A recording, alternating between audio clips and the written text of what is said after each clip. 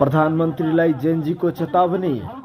कार्की आयोगको प्रतिवेदन सरकार गठन अघि नै सार्वजनिक गर्नुपर्छ।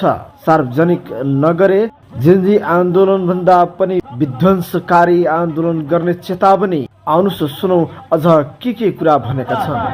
परिवर्तनको झल्को आयो, परिवर्तन एउटा आँधी आयो, परिवर्तनको जुन एउटा झल्को आयो त्यस पश्चात जुन जेनजी पुस्तकहरू शहादत प्राप्त गरे र कति जेनजी पुस्तक छानबिनको लागि घटनामा र जेनजीहरूको हत्या कसले गराएको र कसको षड्यन्त्र बमोजिमको हत्या गर्यो र यो देशको सरकारी निकायहरूमा देशको गर्व गर्ने एउटा सर्वोच्च जस्तो धरार जस्तो निकायहरूमा सर्वोच्च अदालतमा संसद भवनमा तमाम सरकारी निकायहरूमा जुन आगजनी गरियो वास्तवमा त्यो आगजनी गर्ने व्यक्ति को हो, यति षड्यन्त्र गर्ने पर्दा पछाडिको व्यक्ति चाहिँ को हो, हामी तमाम नेपाली जनताले जान्नुपर्ने आवश्यकता छ।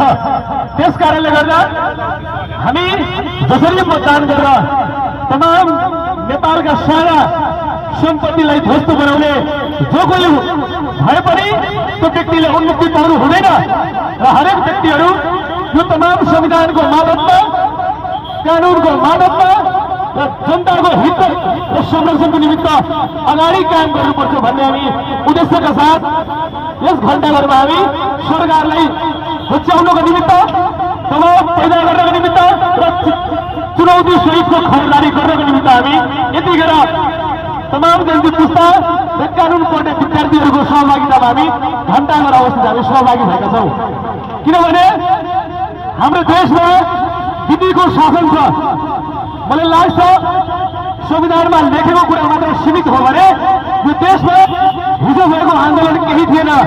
यदि वास्तवमा अन्तरिम सरकारका प्रधानमन्त्री र गृहमन्त्री ओम प्रकाश आर्याल मामाले तत्काल कार्की आयोगको प्रतिवेदन मन्त्रीमण्डल गठन गर्नुभन्दा अगाडि यदि सार्वजनिक गरिएन भने जस्ताको त्यस्तै पारदर्शिता गरिएन भने हिजो तपाईँहरूको नाइकेले सत्ता कब्जा गर्नको लागि नेपालका धरोहरहरू चलाए तर यदि समयमा मन्त्रीमण्डल गठन गर्नुभन्दा अगाडि कार्की आयोगको प्रतिवेदन यदि सार्वजनिक भएन भने हामी यहीँबाट ठाडो चुनौती दिनेछौँ।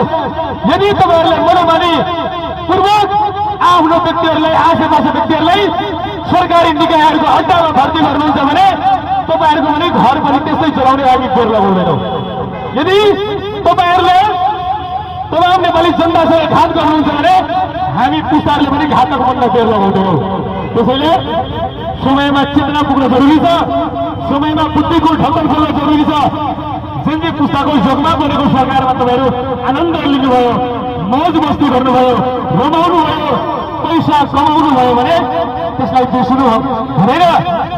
किनभने हाम्रै दममा, हाम्रै रगतमा, हाम्रै घाइते साथीहरूको टाउको कुल्चेर टाउकोमा थिचेर तपाईँहरू सरकारमा मौज मस्ती गर्नुभयो, रमाउनु भयो, झकझकाउनु भयो। तर यसरी रह्यो भने अहिलेसम्म तपाईँमाथि हामीले गरेको विश्वास अलिकति पनि अब विश्वास गर्ने लायक तपाईँले छोड्नु भएन। किनभने संविधानले पनि व्यवस्था गरेको छ कुनै पनि व्यक्ति यदि सरकारको कुनै पनि सरकारी निकायमा पदावधिमा काम गर्छ भने 1 महिनाभित्र त्यसले आफ्नो सम्पत्ति विवरण सार्वजनिक गर्नुपर्छ। तर आज 6 महिना बितिसके पनि तपाईँले कुनै पनि त्यस्तो सम्पत्ति विवरण सार्वजनिक गर्नु भएन भने हामी केका आधारमा तपाईँमाथि विश्वास गर्ने? जुन व्यक्तिले 1 महिनाभित्रमा सम्पत्ति विवरण सार्वजनिक गर्नुपर्ने समयमा गर्न नसकेको भएको हुँदा हामी कसरी विश्वास गर्ने कि तपाईँले यो कार्की आयोगको प्रतिवेदन समयमा सार्वजनिक गर्नुहुन्छ? हामीलाई कतै डर छ। आजभन्दा 8 वर्ष अगाडि खरबुट आन्दोलन भएको थियो, त्यति बेला पनि एउटा लाल आयोग गठन भएको थियो। लाल आयोगको गठन त्यति बेला तपाईँको वाम गठबन्धनका सरकारमा सहभागी भएका केपी ओलीका नेतृत्वको प्रधानमन्त्री हुनुहुन्थ्यो र त्यति बेला पनि लाल आयोगको प्रतिवेदन प्रक्रियाबाट हामी सार्वजनिक गर्छौँ तर पनि अहिले पनि अधुरो अवस्थामा छ। त्यो हिसाबले हामी एनालाइसिस गर्यो भने नेपाली जनतालाई के एउटा डर छ भने सायद यो लाल आयोगको अवस्था पनि कार्की आयोगको हुन सक्छ भन्ने हामीलाई डर त्रास छ। तर हामी अब जेनजी पुस्ताले सजग भइसकेका छ, जेनजी पुस्ताहरू समझदार भइसकेका छ र पुस्ता भनेको युवा पुस्ता भनेको एउटा समझदारी बोक्ने पुस्ता हो, विवेकशील पुस्ता हो, ज्ञान आर्जित भएको पुस्ता हो। त्यस कारणले गर्दा तपाईहरू यदि हामीसँग घात गर्नुहुन्छ भने हामी घातक बन्न बेर लगाउँदैनौँ है। त्यसैले समयमा तपाईहरूले ख्याल गर्नुहोला। सरकारको सम्पत्ति र साझा सम्पत्तिसँग कसैले खेलवाड गर्ने प्रयास गर्छ भने तपाईँले हामी खेलवाड गर्न बेर लगाउँदैन है। तपाईँको आँखालाई खुच्चा निकालेर हामी समय लगाउँदैन है। त्यसैले जसरी हामी जेनजी आन्दोलनको क्रममा हामी प्रहरीको फुटले हामी कुटाइ खाइरहँदा, प्रहरीको फन्दामा हामी पर्दा 16-20 दिन हामी थुनामा परिरहँदा तपाईँको पार्टीका झुझौको बोक्ने कोही पनि व्यक्तिले आएर हामीले सहानुभूति दिएन। अहिले पनि जसको दममा तपाईँहरू सरकारमा मौज मस्ती गर्नुभयो, आज जेनजी पुस्ताहरू भने 1130 जना जेनजी पुस्ताहरू पूर्वपक्षमा छन्, थुनामा छन्। तिनलाई कहिले न्याय दिनुहुन्छ, तिनका परिवारहरूलाई कहिले सहानुभूति दिनुहुन्छ। सबैका परिवारहरू यतिखेर आँसु थामेर घरमा बसिरहेको अवस्था छ। धेरै युवा पुस्ता घरमा खाना खाने समेत बिजोग परेको अवस्था छ। तर तपाईँले जुन आज नौटङ्की देखाउनु हुँदैछ त्यो नौटङ्की अब सहने अवस्था छैन।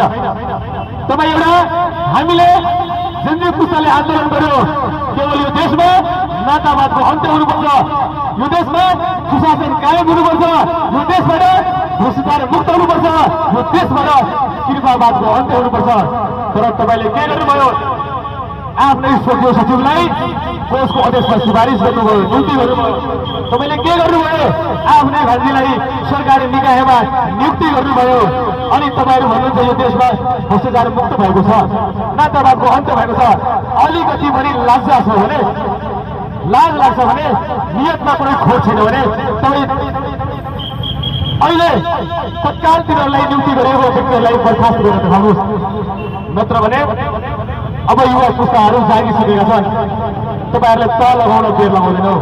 यी तमाम युवा पुस्ताहरू देशलाई परिवर्तन गर्नको निमित्त छातीमा हुडी बोकेर आज यो घण्टाघरमा सहभागी भएका छन्। र जुन पनि पुस्ता यदि युवा पुस्ता देशलाई समृद्ध बनाउनको लागि छातीभित्र गोली खन्नको लागि पनि अगाडि बढ्छन्, देशलाई विकास गर्नको निम्ति जब हुडी बोकेर पाइला अगाडि बढाउँछ, तब तपाईँ यो देशमा परिवर्तन भएको छ। यदि यो परिवर्तनलाई तपाईँहरूले मजाक बनाउनुहुन्छ भने, यदि युवा पुस्ताहरूसँग तपाईँहरू घात गर्नुहुन्छ भने तपाईँहरूलाई हामी घातक बनाउनु बेर लगाउँदैनौँ।